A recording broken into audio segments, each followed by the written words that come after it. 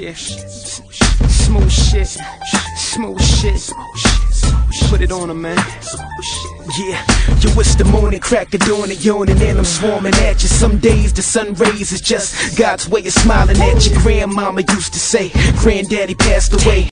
So Guns N' Roses played in Wellington last night. Not that I went to see it. I heard it. I was at work. You heard it from work? Yeah, you could hear the bass. Oh, that's impressive. Pretty. Even when I got back to a tai-tai, I could still hear it. Yeah. So. The amazing bit is that they went ahead with it despite the bloody rain yesterday. It was just torrential when I headed home. Which you wouldn't believe on a day like this, but that's Wellington for you. You know, torrential rainstorms the day before and bright, warm, sunny day. Yeah, I'm not quite sure why I came out wearing a sweatshirt, but yeah. So today I'm doing something a bit different. Wayne hasn't been up to the Great War exhibition at the Old Wellington Museum, so we're heading up and having a look at that. Oh, what's that, Tim? So, have you seen the big red stones that we got as part of the centennial? No. And I'll walk backwards so you can see them. These big stones that are Australia's to signify, symbolise the red rocks in the middle of Australia and send part of their land over to here in recognition of the Australian New Zealand Army Corps cooperation in the World Wars. But there's a bit of a catch with it, which to a lot of New Zealanders isn't particularly a surprise. And that the stone here apparently isn't from Australia at all, but they outsourced it to India, and it was all made and shipped over from there. At least that's what I've been led to believe. Whether it's entirely true or not, I don't know, but... More underarm bowling from the Australians. And around here behind me is the National War Museum. So is it? It's really nice here. It's the first time I've actually been in this part of town. I suppose you normally drive through here, don't you? Well, under it. Places like this, until somebody actually points it out to you. Yeah, that's one of the things I've noticed about doing the whole video log thing is suddenly there's all these things around town that I'm actually quite driven to go and see and have a look at.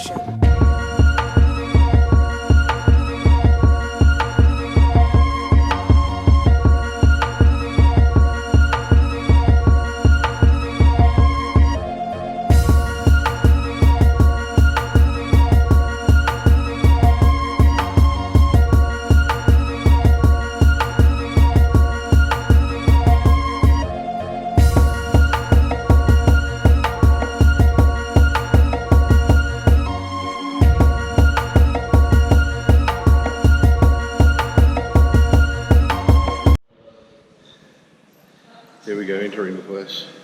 This time I'm going to try and vlog it with two cameras, so I can cut between me talking and you actually being able to see what the hell I'm talking about. That's the wrong door. This is the entrance door, the one with entry written on it, not that one over there that goes to a store. That's the exit way out.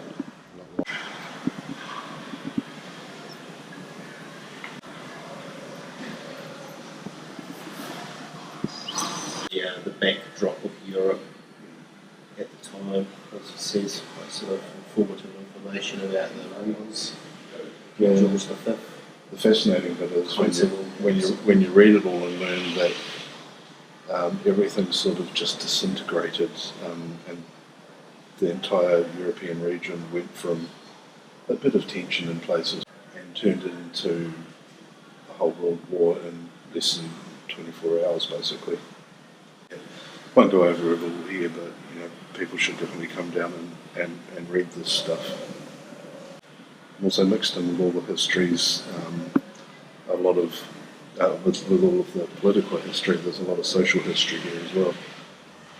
There are a lot of items collected from the same time periods and that sort of give you a much better feel of the environment and life at the time as well as what was happening.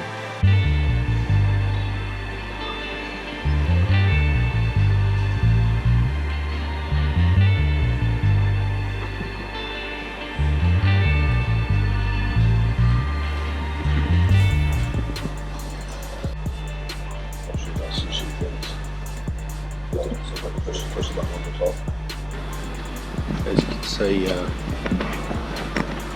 standing in front of this impressive entrance to the exposition.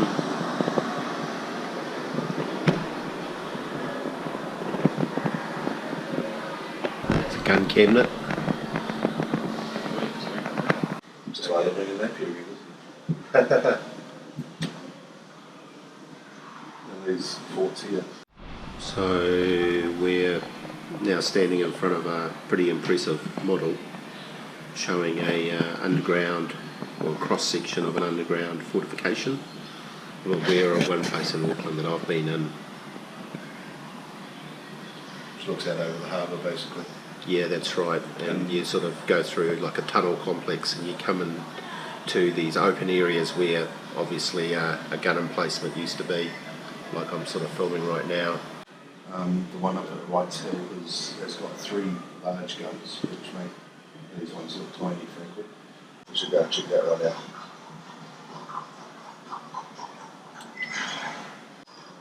All of the photographs in here have been recoloured by hand. Didn't want people to go away from this thinking that the Great Wall was black and white. So what they did is they took all of these old photographs and they gave them to people all around the country and commissioned them to recolour these by hand. And the people who have done them have just done an absolutely fantastic job, and they just bring them back to life.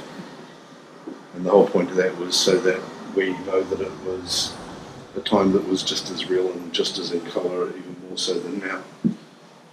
So it sort of filters out the reality a little bit when you see it like that, you know. So when you come to a place like this and see it all and it's Burning bright colour. burning bright colour.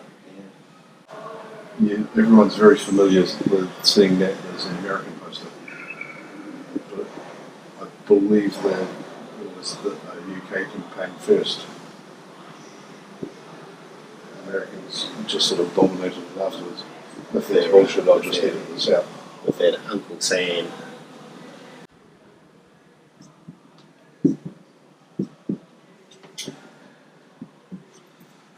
In the other room we saw this young bloke joining up. Here he is in uniform with his mum, about to go off on what they thought back then was the big adventure. Can't help but wonder who she's modelled off. And over here we've got soldier uniforms, like one of those vintage buses. There's no way we should have a shot with these cameras, but if you head down the side of the bus, you can see faintly where the old signs and stuff was painted on the sides. That we used to see on the black and white footage, as Tim was saying before. Now here it is in colour, as it was. There were no war vehicles when they started this, it was all horseback. And so they nicked most of the vehicles. You know, they basically just took the vehicles out of London and shipped them over to Europe.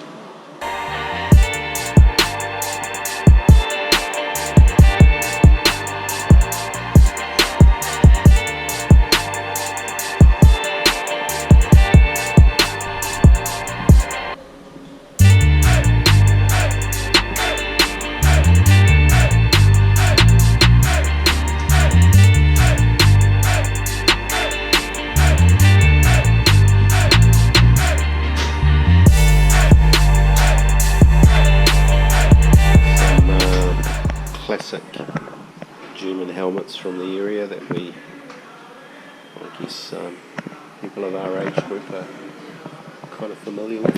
Yeah, You one horn devil, you. yeah, that's the kind of cliche that you see in low resolution, once again black and white on TV. Trench warfare.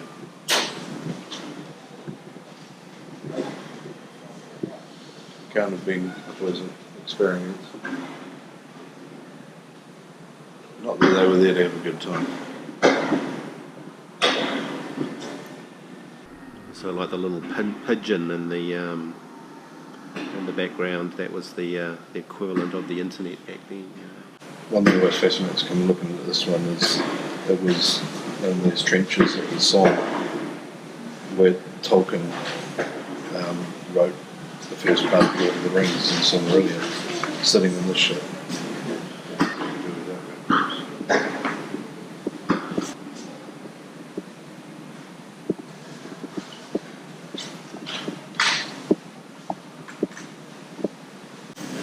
Just bumping into some people here who haven't seen it before and sort of getting first impressions. Yeah, it's well done. Just looking around, very realistic. We've been to Turkey actually, and we've seen the one in Turkey at Ankara. Oh, okay. Yeah, that's very realistic also. Oh, wait till you get around the end of it where they've got the big dioramas of Turkey. Yes, oh yes, yeah. That's good. We've been to NZ Cove. Yeah. Awesome. It's definitely somewhere I want to travel to. Yeah.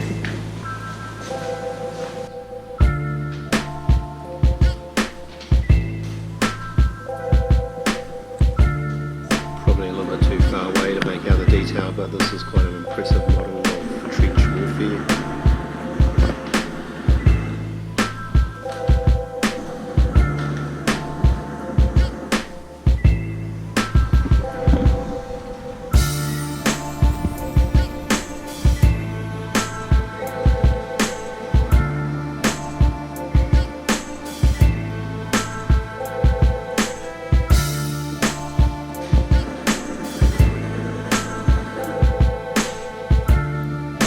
Looks like something straight out of Warhammer 40k, really.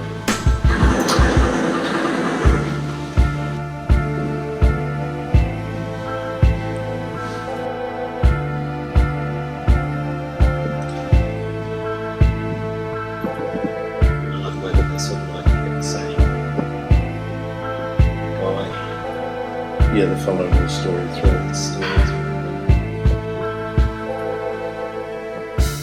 It's really hard to show these awesome dioramas and stuff in much detail on the GoPros. Just really encourage everybody to come and have a look at it themselves. Oh wow, look at this huge model all the way around the room. It's been rendered in action.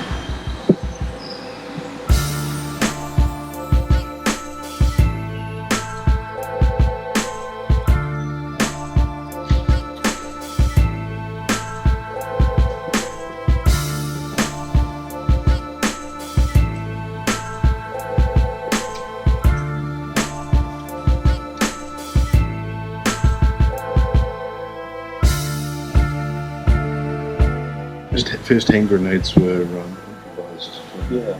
They took the gunpowder out of. Remember took the movie with a young Mel Gibson called Gallipoli? I distinctly remember a scene where they actually, when they get to Gallipoli, they actually start making these up. Yeah, that's what they did. So basically, yeah. took the gunpowder and shells. And shells and nails and all sorts bits of of metal and stone and just spam and cans. spam cans. Yeah, there's a scene in that movie. Because they sort of get there as the green guys, and they had the guys that have been there for a while, and they were like, "This is what you do, boys. Yeah. This is what you do with your you throw away cans, you make them into grenades." Yeah. Not exactly a pleasant display, but I guess it sort of hits home about. Did you hear about the dyslexic agnostic insomniac? They awake all night wondering if there really was a dog. The editor of the exhibition now, Chris here, who's looking after the store just outside. It's got some pretty awesome stuff. So great, yeah, we have a collection of poppy paraphernalia, of course, a whole lot of in-keeping books about New Zealand in the Great War, Australia in the Great War, and Britain in the Great War, and a selection of kids' books that introduced them to the Great War and how horrendous it was. But with some good New Zealand souvenirs, as well as our in-keeping battle medals and poppies. So we do sell RSA's complete range of medals and stuff. Cool. So, as well as our highlight, which is our regal soldiers feature die-cast and hand-painted soldiers from all our New Zealand, Australian, German, French armies today.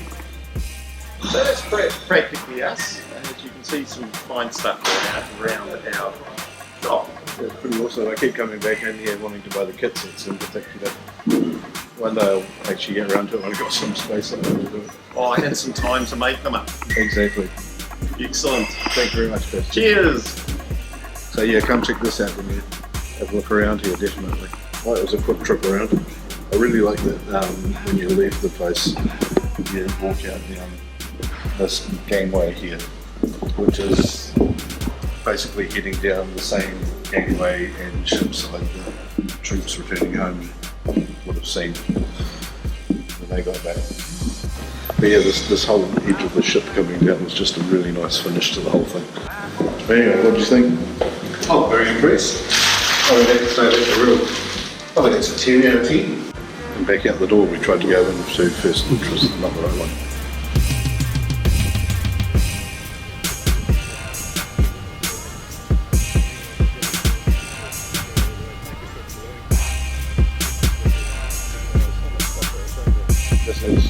Just so much stuff that was around here. There's also down at the Papa Museum. Yes. The visual. Yeah, it's a different display, but it's just the same. This beautiful blue skies and sunlight and this wonderful day in Wellington. And, no doubt it'll change. Tomorrow being Saturday.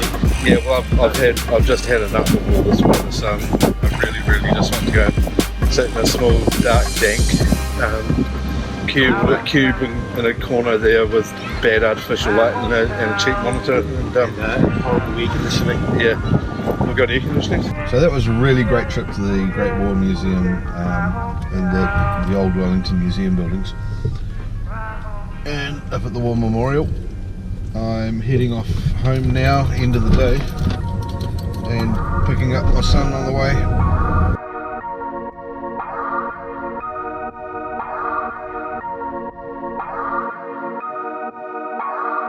Ryan Little.